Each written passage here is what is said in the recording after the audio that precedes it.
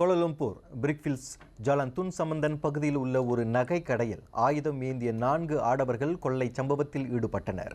2 கை துப்பாக்கிகளுடன் வந்த அந்நபர்கள் 97 லட்சம் ரிங்கிட் மதிப்புள்ள சுமார் 15 கிலோகிராம் தங்க நகைகளை கொள்ளையடித்துச் சென்றனர். இன்று காலை சுமார் 11 மணி அளவில் நடந்த இச்சம்பவத்தில் சந்தேக நபர்கள் கடையின் பாதுகாப்பு ஊழியருக்கு சொந்தமான ஒரு துப்பாக்கியையும் அதனுடன் ஒரு தோட்டாவையும் கொள்ளையடித்துச் சென்றனர்.